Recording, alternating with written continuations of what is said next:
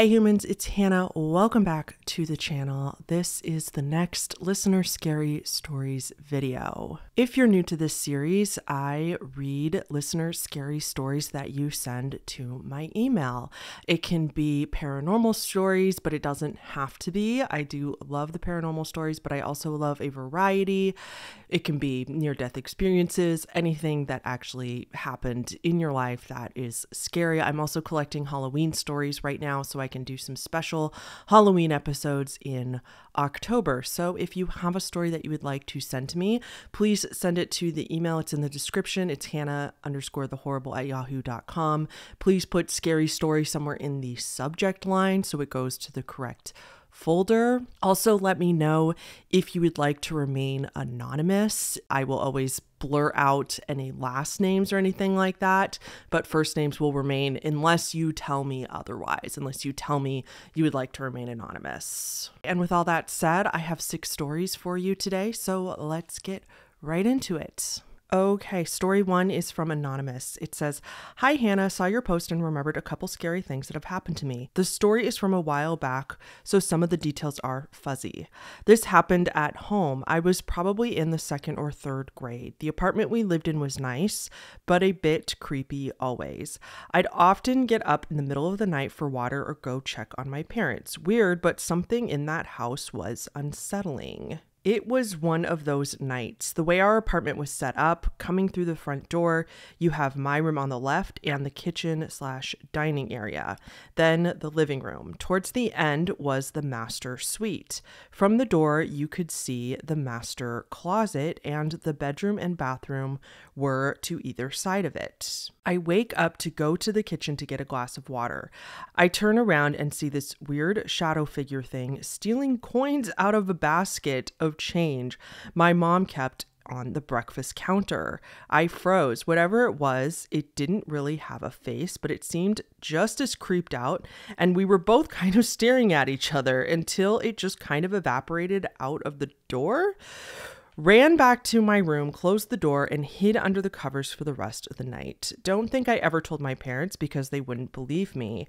Have moved houses since and seen that shadow figure a couple times. Have also felt like something was sitting behind me on my bed when I napped in the afternoon at a different house we moved to. It was super creepy initially, but considering it hasn't done much except steal our change, I'm not as bothered by it anymore. Love your content, by the way, Anonymous." Thanks, Anonymous. Yeah, the shadow figure thing really creeps me out. You know me, I am skeptical, but if I were to go downstairs in the middle of the night and there was some weird shadow over by the change junk container in the house, especially as a child, I would have been beside myself in fear.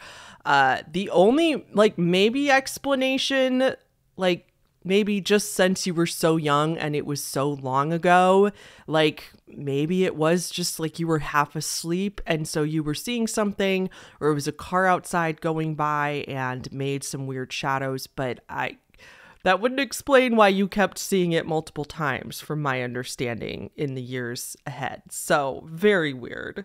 All right, story 2. "Hi Hannah, it's human, Katie, and no, I don't need to be anonymous." I love those comments. I get those comments all the time. "Hey Hannah, it's human." Love it. So cute. Okay, here's my story about how my family got stranded after going to a gas station that doesn't exist. So first of all, I'm not great at storytelling, so if you want to paraphrase to make things more clear for YouTube, that's just fine. It's fine. We're not all the great American writers here, myself included. Now, before I start, you should know that there's a lot of stories of spooky sheesh going down in the desert. Paranormal, supernatural, dry heat craziness.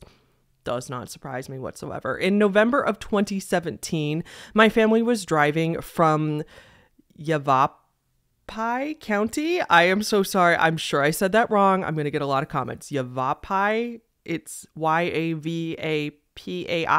I should ask Mickey. She lives in Arizona. She would laugh at me for pronouncing it like that. Arizona to Vegas to drop off my older sister who was traveling to California. It was a very emotional visit with her, as family time tends to be. Note, this was our first time making this trip, as we had just moved to Arizona from California the year prior. On our way there, we stopped at a Del Taco, as we couldn't find any better rest stops.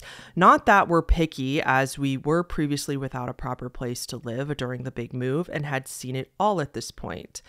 It, for the most part, went on as a normal, exhausting trip. Weather was decent enough to not need to tire the car more with the AC on extra or with the heat on. We had also seen a close friend who works at an animal rescue park along the way. This will be important later. We're heading back after talking for a bit more and having dinner. The overall vibe is just bad. We make it back into Arizona, no problem, with no added stops in Nevada. We eventually decided to stop at a gas station for restroom and snack break. We all note that this is a really nice place for the middle of nowhere. It has those revolving doors. The lighting is a warmish kind you'd see in a home, not a harsh fluorescent gas station type. We decided to look around a bit, and I grabbed my favorite soda that I never see normally in stores. Oh, I love it when that happens. And we make a note, as this being the first place I've found since moving. Awesome. We like this place. It'll be a good spot next time. We get back on the road and all just seem more energetic. Suddenly awake, making jokes, talking, everything's good.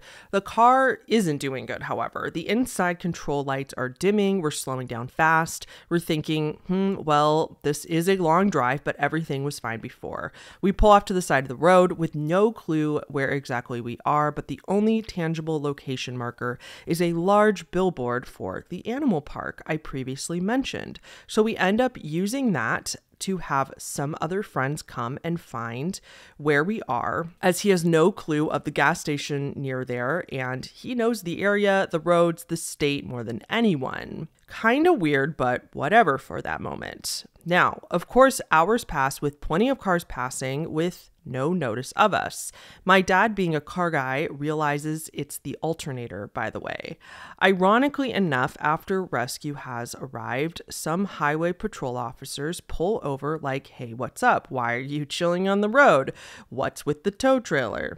"Thanks for nothing, but we're fine now, officers." We really don't think much of it, as we bought this car used and it got us from California to Arizona and had like a decade of our use with various issues of its own, so it wasn't surprising, nor was it much of a concern. Flash forward to New Year's, we're doing the trip again. Dropping her off in Nevada. Note, we didn't pick her up either time, just taking her back so she can head to California from there. We don't notice the gas station, weirdly enough, but saw the billboard. So we know it should have been there, but it's not. There's no abandoned buildings, no paved turnoffs that would get you to an empty lot. Nothing. It's been years now, and every time we make that trip, we look out for anything that could be it. No one we talk to who travels that way has any idea of a gas station like that. It just doesn't exist. Also, weirdly enough, another time we drove over there, the alternator of a different car also broke on the way back. Anyway, that's it. Enjoy. That was an abrupt ending. I want more details.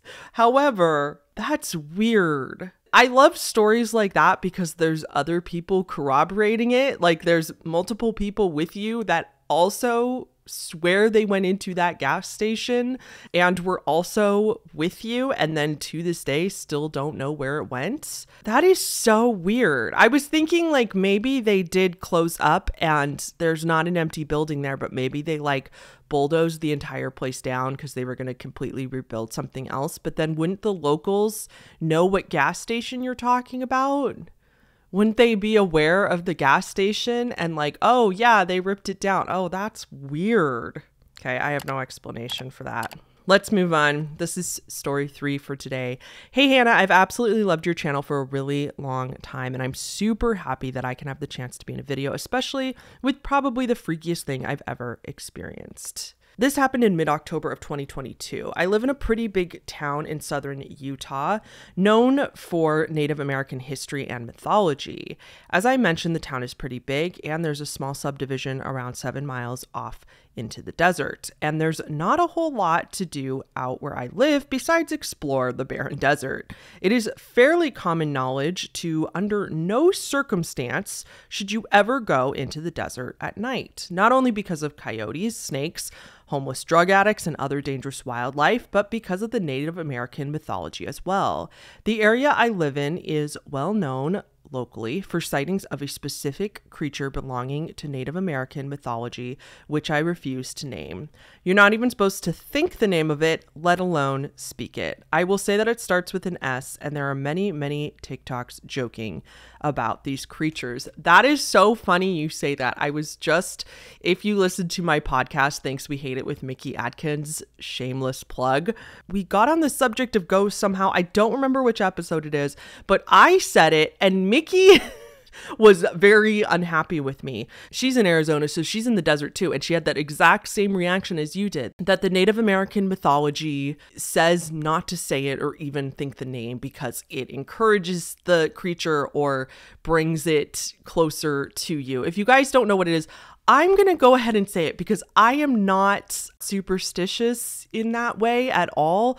So like mute for a few seconds if you're very scared of people even saying it, but it's pretty hard to avoid because people all over the internet talk about it, but they're talking about skinwalkers. Sorry to whoever wrote this in, like, I get it, but I also know that nobody's going to know what you're talking about. So, and I'm not personally worried about it. I think if you are superstitious, you're not saying it, I'm saying it. I'm many, many miles away from you. So I'm sorry, but it's going to be very confusing for people if they don't know what I'm talking about. So that's what they're saying. Native American mythology does say and a lot of people truly believe that you're not even supposed to say the word. Okay, so I used to not believe in this creature or any creature really, but after what I saw and heard on October 12th, that changed. A friend and I decided to go on a nature walk around 7 p.m. It was fall, and in Utah during that time of year, the sun sets between 6 and 7, so it was nearing dusk. We brought flashlights and both of us carried pocket knives with us. We traveled around a mile away from my house when we found a construction site. The city was putting another subdivision a little further than mine at the time, and the construction was just ground being leveled and lots being divided. My friend had used the restroom, and luckily we found a porta potty not too far off of the construction. On one side of us was a highway, and on the other was 7+ miles of desert. I was outside alone, and my friend had his flashlight on in the porta potty. I joked about how it looked like a spaceship, and I wanted to take pictures. The pictures came out grainy and dark, so I decided to raise the brightness. Below are the before and after pictures of the brightness being heightened. So I did take a look at these pictures, and I will include them both here. I also took a look and took one of the pictures and edited it myself to try to turn the brightness way up and see if I could find what they were talking about. I'm sorry if it's hard to see, but on the right side of the screen, I can make out what appears to be a disfigured skull with a disfigured torso that almost looks like a rib cage attached. If you look closely, you can sort of see what looks like legs, but I'm not too sure. This could be me being crazy, but that cannot just be some sort of technical camera glitch because I can see eyes. I was editing this picture as my friend and I were walking back, and it took me around 30 seconds of looking at it to see what was in the right side of the frame. I felt the blood drain from my body, and I slowed my walking. I handed my phone to my friend, and he slowed as well. We walked very slowly and discussed what we thought it could be. My friend was not educated on the mythology and said the unspeakable word. This made me very anxious, and I decided not to tell him until we were home. We were only about 1/3 of the way back when this happened. Eventually, I noticed that it was dead silent. On a night where you could normally hear cars on the highway or wind blowing through the bushes or maybe even a passing bat, there was no sound. My friend and I picked up our pace, and we noticed our footsteps sounded odd. We both noticed it and decided to stop walking to see if there was an echo. We both knew that it was definitely not an echo. Echoes don't happen in this area. We stopped walking, and to our horror, a third set of footprints continued behind us. We both shouted our fair share of profanity and ran as fast as we could back home.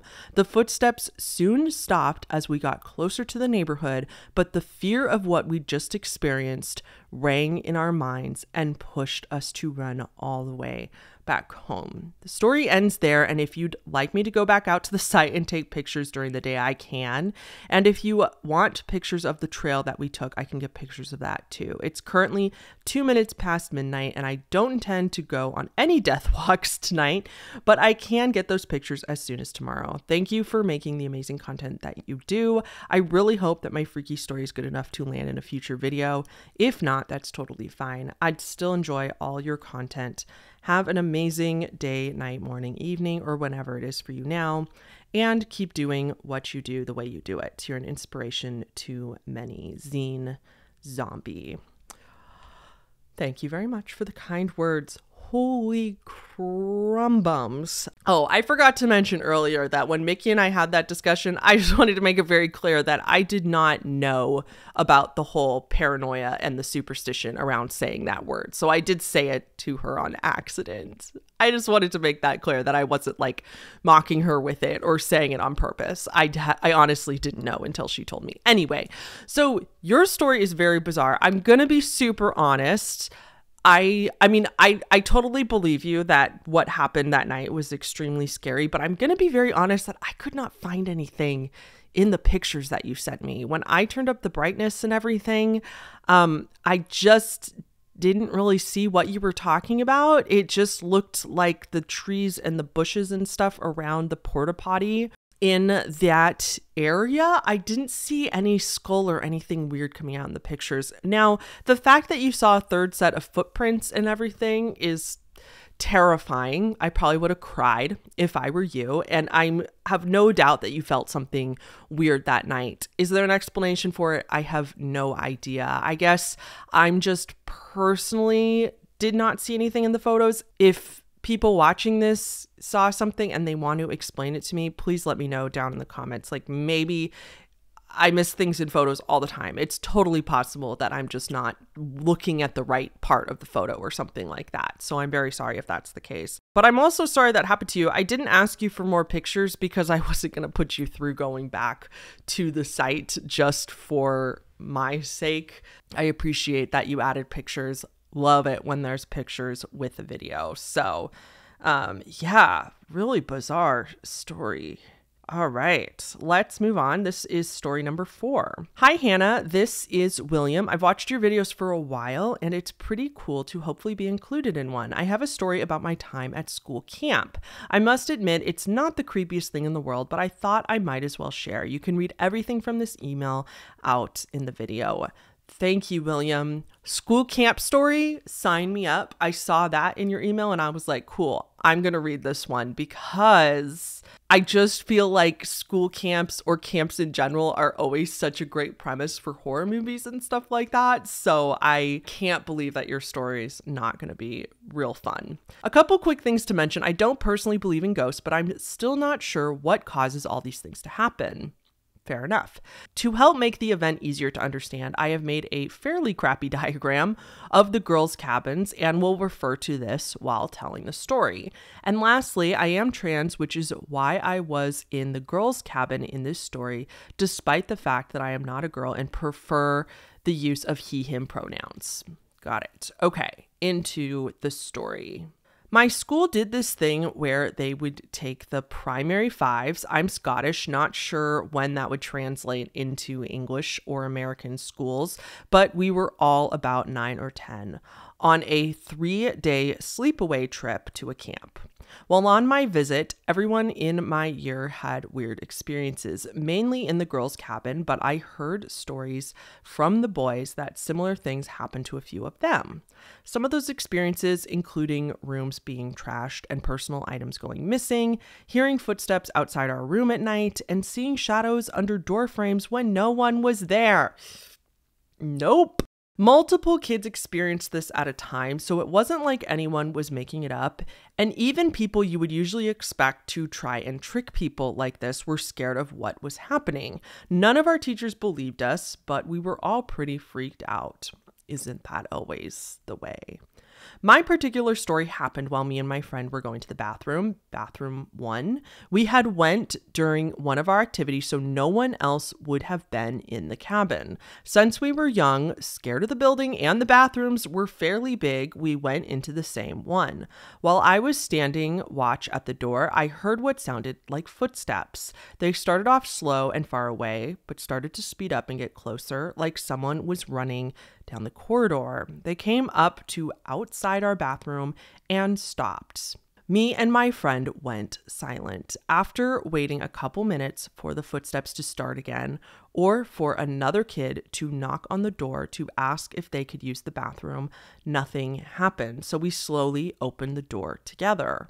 No one was there. We ran back up the corridor and out the doors, exit 1. When we got back outside, we asked if anyone had seen someone go in after us, and we were told no one else had. It was just us in that building. Maybe the creepiest part of this story is that we would have heard if one of the doors was opened.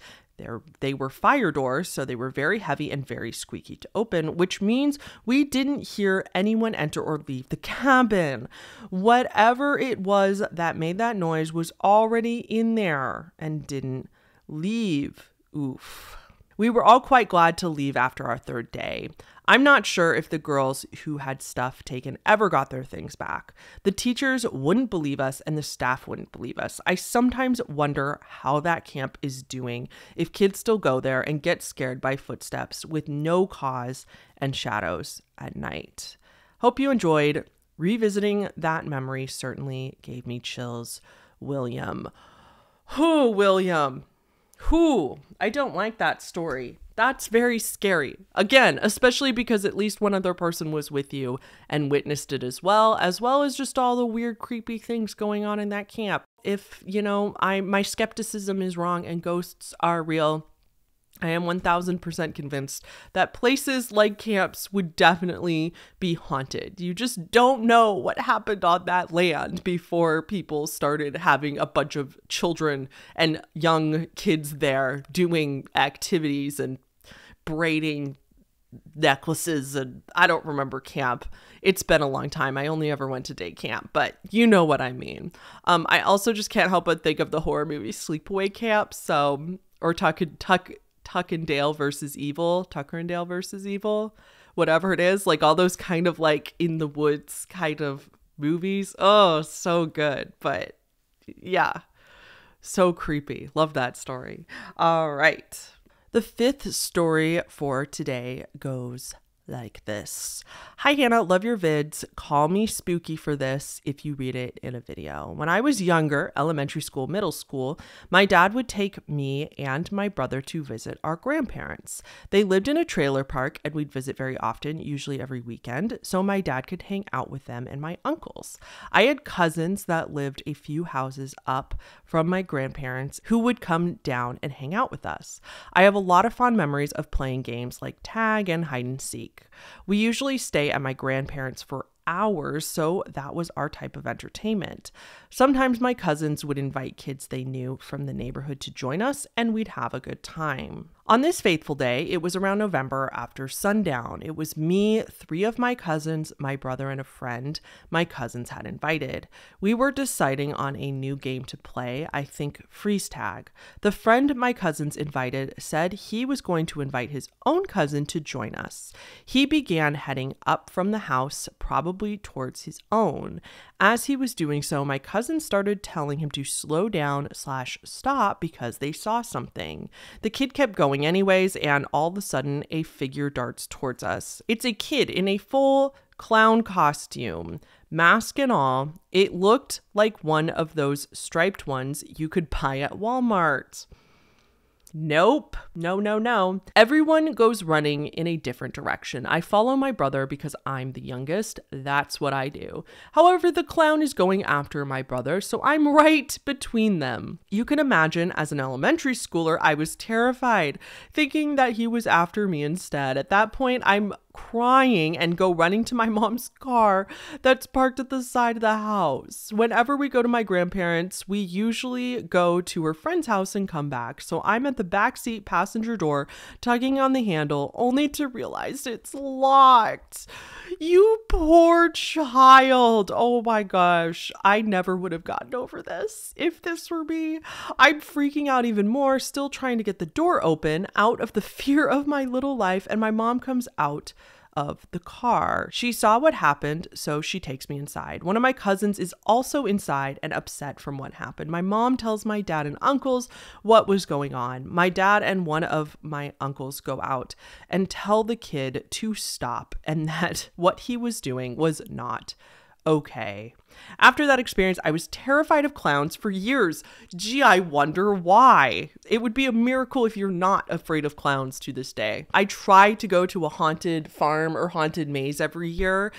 Not literally haunted, but it's like a haunted attraction, you know, where you go through the maze and it's like a haunted house, except you go through cornfield mazes with friends every year. You get it. So there's always a clown with a chainsaw, right? There's always clowns in the mazes with chainsaws chasing you out. And even that is like one of the scariest parts for me. So I can't imagine being a child, not signing up for it, not expecting it to happen, and then this happening to you. I would be, whew.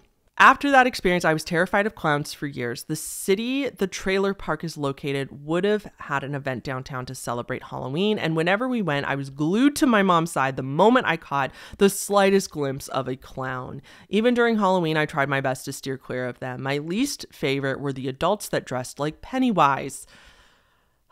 Yes, I'm so sorry. They were awesome costumes, but after that incident, I couldn't stand to look at them. I can't remember if this story was around the clown craze or not, but it likely was. Time has passed and I've gotten over my fear for the most part. I have a few favorite characters from media that do happen to be clowns, so I'd say I'm as good as great. I don't think I could go through something like that again and not get scared though. Thank you for reading my story. If this ends up in a video, I'll most certainly see it. That's all. Thanks again. Thank you. Oh my gosh. Okay. So I had a very similar fear of dolls from a very similar story. So I've had a fear of dolls pretty much my whole life up until a few years ago, because when I was way too young, I was a child under 10, I think, but either way, really young. We had these really crappy neighbors and we used to play with the neighbor kids. I mean, crappy neighbors in the sense that their whole family was incredibly dysfunctional and abusive. So the kids would come over and play with me and my sister, and one of the girls that we like, she was a few years older than me and I loved her. She was so pretty and I looked up to her, you know how it is. And she decided to tell us a ghost story about dolls one time. Told us a ghost story about dolls and how they were moving in the house and how coming to life and everything. Let me tell you, and my whole family can corroborate this, if that did not start the biggest fear of all time, I would run out of the room every time I saw a doll. We had to get rid of the doll. Like, I had this beautiful porcelain doll that I was just in love with as a child. My sister and I each got one and they were so pretty, and we had to put it away in storage because I was having nightmares and could not stand for it to be in my room. I saw it moving one time from my dresser to my closet in the middle of the night. It didn't happen. It was my imagination running wild, I'm positive, because it didn't happen until I heard that story. But anyway, all that to say is, like, I get it. It sounds very similar to mine. And now I'm very fascinated by dolls. I'm not scared of them anymore. I've actually thought about purchasing a haunted doll for myself. Don't worry, I would try to find a friendly or neutral one, but they don't scare me anymore. And I'm actually very fascinated by them and love doll stories, love The Conjuring and Annabelle, love hearing about spooky doll stories, and I'm so unbelievably fascinated by them. So I think that might help you get over your fear even more. Exposure therapy is always the way to go. However, like maybe become fascinated by them, maybe enjoy the scare that they give you now that you're older, if you can. No pressure. But if you've ever seen the movie It, like the remake from 2017 is a pretty solid, fantastic movie. And maybe now that you are so aware that they're not real and they're not really going to get you, like maybe take that opportunity to embrace the fear and have fun being scared with it. Again, no pressure. I don't know if you're in that place in your life, and if you're not, that's totally fine. I'm just saying, like, that's what helped me, was starting to listen to stories of Annabelle and loving those stories, stuff like that, right? So all right, this is our last story for today. This is another one from an anonymous. This happened to me and my mom a while back, and everyone that I've told this to doesn't believe me or has an explanation for it. So I want to know what the wider internet thinks. Love your channel, by the way. Thank you so much. And I do appreciate, like, you want opinions from everybody, not just me. I'll give you my opinion, but also if people have comments down below, I'm sure this reader would love other input. So I was enrolled in this college English class in high school, and our teacher offered extra credit for going to see the college's rendition of a play. I decided to go and convinced my mom to take me. I ended up getting upset and leaving with my mom halfway through the play. At this time, it was pretty dark and had been for a while. On the way home, there was this long street that we have to go through in order to get home. It crosses railroad tracks at some point before the intersection that we take a right on to continue on our way home. Since we live in a small town and the city that the college is in is further out, there's a lot of greenery and few houses spread out along that road. There are also few roads leading out, and we found that this is a faster way to get to that city. Safe to say, we know what the road looks like and generally where the landmarks are. My mom drives there and back every day for work/errands. So we begin going down this road, and my mom points out this house that she likes. So I say that I'll buy her one just like it. We keep driving down the road and see the houses by the railroad track, so I assume that we're about to pass them. We keep talking, but then it feels like the car bumper bumped into something. My mom brakes and we collect ourselves. At this point, we're confused. Our car wasn't going that fast, and we had never experienced that dramatic of a movement while going over the tracks. We take a look around and notice that we didn't pass the tracks. We look across the intersection and we see a 2-story house. My mom doesn't recognize it, but she keeps driving straight until I can pull up our location. We don't recognize anything on the road, but it was a more populated neighborhood than earlier. We managed to get back onto the road that we needed to, but we discovered something weird, like very strange. We did in fact pass the railroad tracks, and the intersection with the house was the same one that we were originally going to turn right on. This realization freaks me out a bit, so much so that we heard police sirens as we got home. I half joked that maybe we had died and that the police were dispatched to the scene. We got inside and found my aunt and cousin and started telling them what happened. My cousin said that maybe we weren't paying attention and came up on the intersection too fast. He had apparently gotten into a car accident in that intersection where that had happened. That was actually the general consensus among family and friends. Maybe we got too caught up in talking and had passed the tracks smoothly and just never realized it. We put off running errands the very next day because we were still shaken up, but the day after that we needed to go. It's morning now, so we could see the road clearly. We came up on the intersection, but we don't see the house. Confused, we go down that road instead of our normal route, and we see the house further up instead.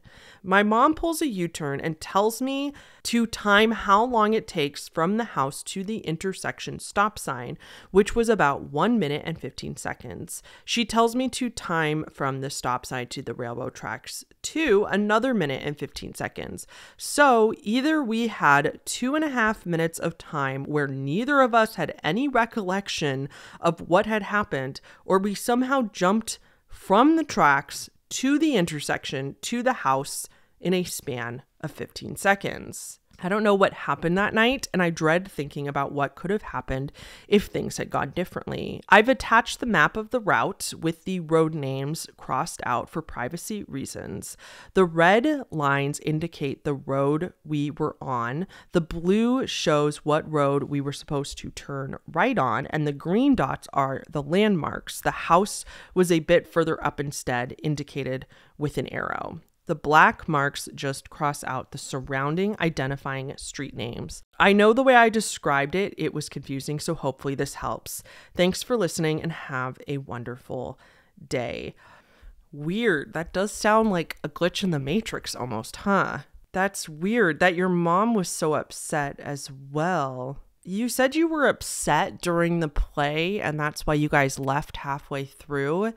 Again, I wasn't there, so I don't know. But is it at all possible that maybe because you were upset, you and your mom were talking so intensely about what had happened, that that's how you lost the time? That's like how you forgot what happened? But it's just like, what's weird is that you guys were both so shaken up about it and still can't find an explanation for it. Wow, what a bizarre story. The only thing I can imagine is that because you were upset about whatever it was, that you and your mom were reliving that or talking about it so much that you just completely lost track of where you were. But again, just weird that both of you did. I had a glitch in the Matrix the other day. I know it sounds really silly, but my mom and I were taking a walk. I was visiting my mom, and they have a dog, so we always take the dogs for a walk together. And she just randomly out of nowhere is like, oh, did you have a mosquito on your face, or did you smack your face for a mosquito or something? And I was like, what are you talking about? And she told me that she saw me like reach up to my face and like smack a bug off of my face or something like that, and that she heard a clap. I literally had not had a mosquito on me at all. Not before that, not during that, not after that. I was not. It was very, very strange. She swears she saw me like reach up and touch my face. And I was like, no, I didn't. What are you talking about? And so we both kind of just moved on. But this kind of reminds me of that, where it's like we both had a weird thing that was just like weird. That kind of stuff happens. I don't know. Maybe we are in a simulation. Who knows? Okay, that's gonna be it for today. That's gonna be it. This is listener stories number 3. So thank you guys so much for watching and listening. I hope you're enjoying listening to these like a podcast or watching or whatever it is that you do. We'll end it here, and I'll see you guys in the next one. Thank you so much to all of my Patreons as usual. A special shout out to all the top tiers on the screen right now. Colin Holmes, The Deck of Cards, Michelle Valdovinos, Tom L, Little Kittle Cat, Mitchell Schaefer Meyer, Mike, Alice Paul, Brittany Phillips, Momo Neon, Marita 144, Sage K, Elderly Hipster, The Puppy Hag, Rebecca Jackson, Toby, Carter, Kawakan Anime and Gaming Convention, Sarah the Crazy Fish Lady, Maxie, Ellison Luna, Tiny Mighty Bookworm, A Bunny Apparently, Leon Vanek, Elliot Fink, I Am In Your Walls, Habromania, Cyberdog Investigations LLC, Vicky Cat, Amy B, Tickerch, Dead Without the E, Ball, Olive Zilla, Chara, MH Dave, Ami, Lindsay R, Miss T, Lou Raccoon, Shauna R, El Magnificoco, Victor Schmiel, Laura Winter, Lilith, Dana, Ashes, R Sick Ghost, and our newest top tier, Gosh Zilla.